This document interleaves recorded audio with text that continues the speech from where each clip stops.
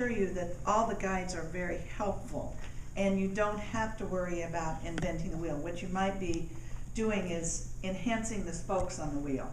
So that, you know, the first time you go through this as a presenter and a trainer, you have flexibility, but you also have structure, which is there to support you. And Marilyn said, one of the things we're going to talk about is, what are your training styles?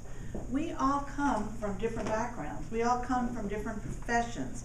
We all come with different styles. We saw that when we did the icebreaker, that we're from different places. We've got different, we have different strengths and weaknesses.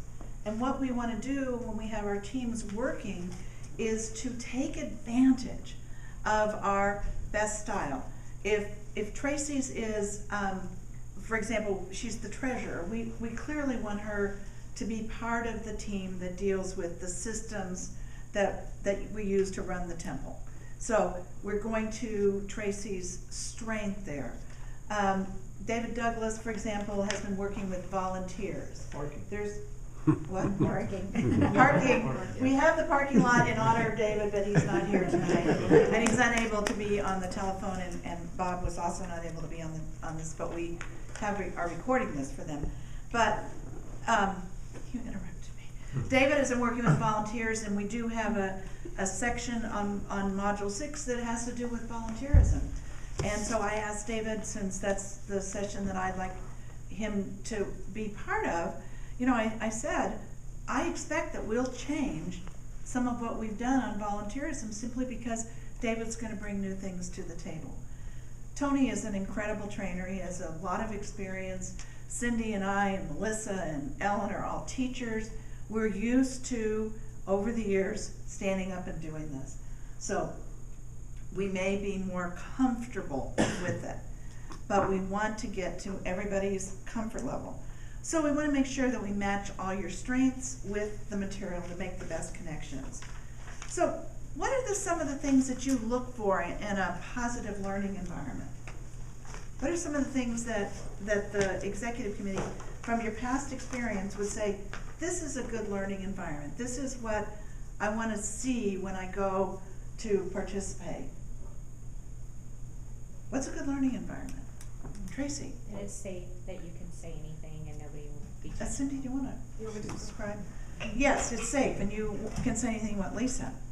That, you know, people are attentive, that they're listening, that Okay. you know, there's no side conversations. Okay, and that you ask people to turn, maybe not just turn off their cell phones with the ringer, but have them turn off their cell phones.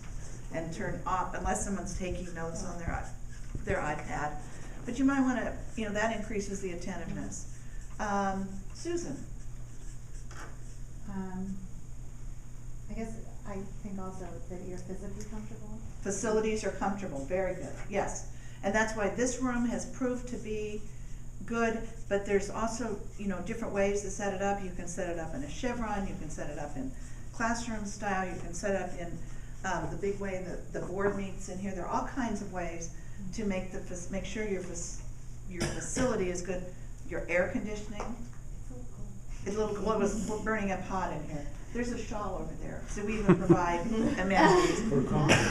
And there's a shawl over on that sofa if that would help. Sharon.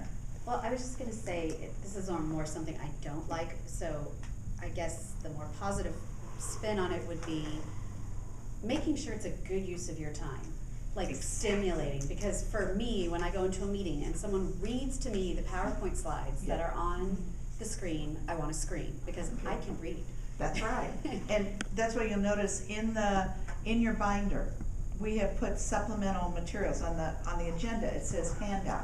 In most cases, those are informational for you. We're not reading them, or if we're reading them, we're sort of trying to adapt them. Paul, what's a positive learning environment for you?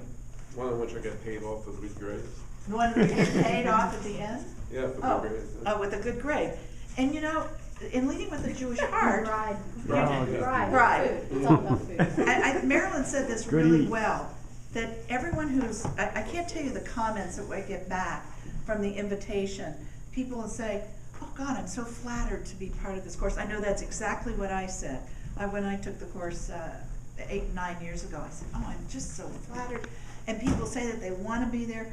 even if they were invited and they can't come, they very clearly say, I'm really sorry, keep me on the list for something else. So, let's look at your own training style. And if you would open your binders, there is a piece in there called The 4 Dimensions of Training.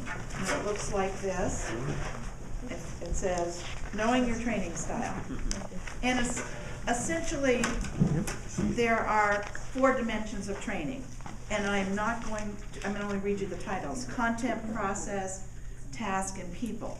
Because the most important thing in this segment is for you to not look at the 3rd page. You could fold it over, but do the training style self-assessment.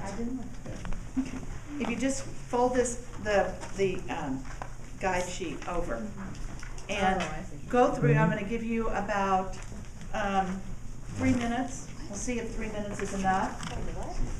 Fold this sheet over. Fold it so that- Yeah, so you don't anticipate what you're training.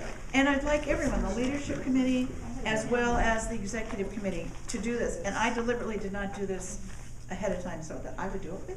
Closes every single school.